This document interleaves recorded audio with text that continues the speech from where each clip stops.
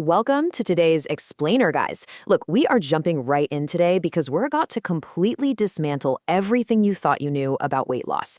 We're pulling some wild insights from a really fascinating source called Yoga Shred, the science of sacred fat loss. And I'm telling you, by the time we wrap this up, how you look at our own body is fundamentally going to change.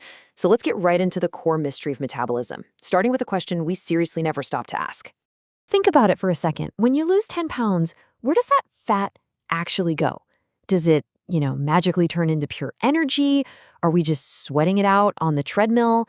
Or maybe it just burns up as body heat?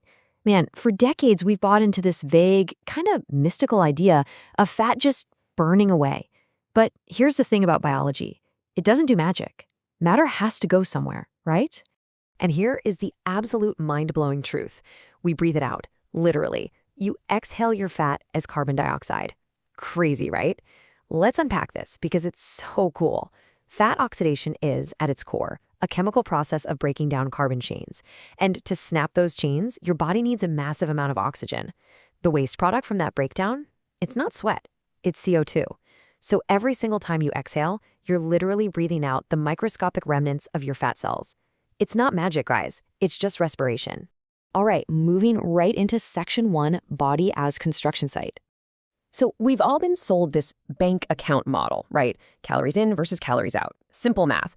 But man, the body is not a bank account at all. It is way more like a massive, complex construction site. Think of the calories you eat as just the bricks. But your hormones, they're the architects running the whole show.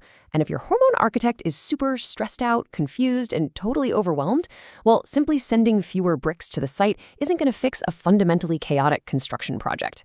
Obesity isn't just about eating too much. It's a deep metabolic disorder driven by a totally stressed out biological architect. Which leads us perfectly into section 2, the cellular stress crisis. Okay, let's zoom in on something called adipocyte hypertrophy. Sounds technical, but basically when we take in excess energy, our fat cells, our adipocytes, they start gorging themselves. They blow up like balloons. But the real issue? They expand so incredibly fast that the surrounding blood vessels literally cannot keep up with the growth. The infrastructure just completely fails. And that structural failure leads us to a really critical state called hypoxia. Because those blood vessels can't reach the center of these massively swollen fat cells, the core of that tissue gets totally starved of oxygen. It is quite literally suffocating deep inside your body. It's a severe, localized state of oxygen deprivation. Now, here's what happens during that suffocation, and this is absolutely crucial. Deep inside your cells, there's this tiny little protein folding factory called the endoplasmic reticulum, or ER for short. When that fat cell swells up so enormously, the sheer physical pressure literally crushes this internal factory. And what does a crushed factory do? It panics. It starts firing off these toxic SOS signals called cytokines. And guys, this is exactly how stubborn fat transforms from just, harmless passive storage into a highly toxic organ pumping out systemic inflammation all over your body. And the devastating result of all that internal inflammation? Leptin resistance. You've probably heard of leptin. It's the hormone that acts like your body's fuel gauge. It's supposed to tap your brain on the shoulder and say, hey, tank's full, we can stop eating now. But those toxic SOS signals we just talked about, they completely sever that connection. They cut the wire. So your fuel tank is literally overflowing, but your brain's dashboard is flashing empty. That's why you feel starving, sluggish, and completely wiped out, even when you're carrying massive energy reserves. All right, let's shift gears. Section 3, oxygen, the fat burner.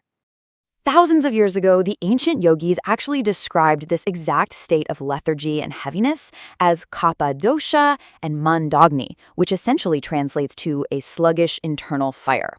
Fast forward to today, and modern science calls this exact same thing mitochondrial inefficiency, basically when the tiny powerhouses inside our cells fail to produce ATP energy the right way. The fire is dying. So, how do you stoke a dying fire? You use a bellows? Enter Prastrika Pranayama, literally known as bellows breath. By aggressively and rapidly breathing in and out, you act like a mechanical bellows, pumping air onto that dying cellular fire. You're flooding your bloodstream with the exact thing those suffocating cells are screaming for, oxygen. And at the exact same time, you're blowing out massive amounts of carbon dioxide. Remember the CO2 from earlier? This rapid exchange actually lowers your respiratory quotient, that ratio of CO2 exhaled to oxygen inhaled. Lowering that RQ is the literal biological trigger that forces your mitochondria to stop burning carbs and start torching stubborn fat. You are literally changing your body's primary fuel source just with your breath. How wild is that? But the breathwork doesn't just stop there. First, we bring in Kapalbhati, which is these rapid abdominal contractions. And look, this isn't just breathing. It's a literal mechanical massage for your internal organs, like your liver and pancreas, physically driving up blood flow and boosting your resting metabolic rate. Then, step 2, you shift into Anulom Vilom, alternate nostril breathing. That specific rhythm clicks on your parasympathetic nervous system, basically whispering to your brain that the emergency is totally over. And step 3, your primary stress hormone, cortisol, just plummets, instantly shutting off your body's primal instinct to hoard deep belly fat. Okay, let's talk movement. Section 4, the mechanics of yoga. The secret engine driving all of this is something called isometric contraction. Think about when you're holding a really brutal plank or a boat pose. You might not be moving an inch across the room, but internally, your muscles are fighting an absolute war against gravity just to keep your body perfectly stable. Let's really break down why these static holds are so insanely powerful. First off, they activate your deep core, specifically those transversus abdominis muscles. And those muscles are absolutely packed with type 1 slow twitch fibers. Here is the kicker. Slow twitch fibers feed almost entirely on fat for their energy. Plus, holding these intense static poses acts like a literal vice grip inside your core. It mechanically squeezes that highly inflamed, hypoxic visceral fat we broke down earlier. You are quite literally wringing the toxic cytokines out of the tissue like a dirty sponge, forcing fresh, healing blood flow back into those stubborn areas. You're mechanically pressing the inflammation right out of your system. Now, obviously, we have to talk safety, because this absolutely isn't a one-size-fits-all thing. The source material is super clear on this. Modify for your own body. If carrying excess weight is putting too much strain on your joints, use chair yoga.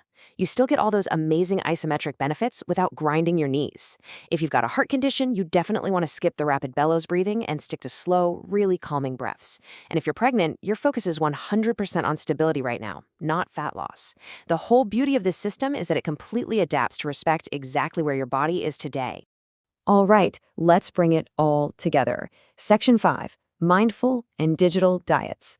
Yogic science divides the food we eat into categories, primarily sattvic and tamasic. Now, sattvic foods, these are your fresh, natural, light foods. From a biological standpoint, they are incredibly easy for your gut to process, and they actively heal cellular stress. But then on the flip side, you have tamasic foods, processed, heavy, deep-fried stuff. And this is the exact fuel that triggers that endoplasmic reticulum stress and the toxic cytokine release we talked about at the beginning. Eating a highly tamasic diet is basically like chucking gasoline onto that cellular inflammation. But it's not just about what you eat. It's how you fill the tank. Take this yogic concept called mitahara, which is essentially mindful portion control. The golden ratio here is 50% food, 25% water, and crucially, 25% empty space. Why leave empty space? Well, think of your stomach like a washing machine. If you stuff a washing machine absolutely full to the brim with dirty clothes, they can't agitate, they can't spin, and they just don't get clean. Your stomach physically needs that 25% empty room to agitate the food and properly mix it with your digestive enzymes. If you overstuff the machine, the whole digestion process just grinds to a massive halt. And the speed at which you fill that tank, just as important. Look at the timeline. At minute 0, you start chewing, which activates your salivary enzymes. Fast forward to minute 10, and those powerful satiety hormones, like CCK and peptide YY, they are just starting to form down in your gut. It literally takes a full 20 minutes for those hormone signals to travel all the way up to the brain to finally say, hey, we're full. So if you're scarfing down a massive meal in 5 minutes flat while staring at your TV, you're completely severing that biological dialogue. By the time your brain actually registers that you're full, you've already massively overeaten. Slowing down isn't just some nice wellness tip. It is a hard biological necessity. All of this brings us to this really beautiful yogic concept known as tapas.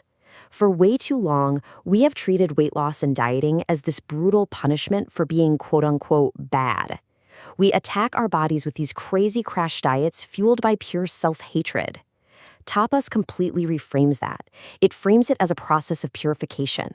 It's discipline, yeah, but discipline born completely out of self-love. I mean, think about it. You wouldn't lock a trusted partner in a room and starve them, right? So why on earth do we do that to our own bodies? The ultimate goal here is to treat your body as a deeply respected ally and to restore that biological and spiritual balance. And that leaves us with one final, deeply provocative thought from the source material to wrap up this explainer. We know for a fact that heavily processed tamasic food stalls our metabolism and stresses out our cells. But guys, we live in a totally digital age. We aren't just consuming food anymore. We are constantly consuming information. So if you were spending hours doom scrolling through endless feeds of outrage, negativity, and stress, which is basically a highly tamasic digital diet, what is that actually doing to your cortisol levels? What is the real metabolic cost of a toxic digital diet? If stress literally forces our bodies to store belly fat, is your screen time actually stalling your metabolism?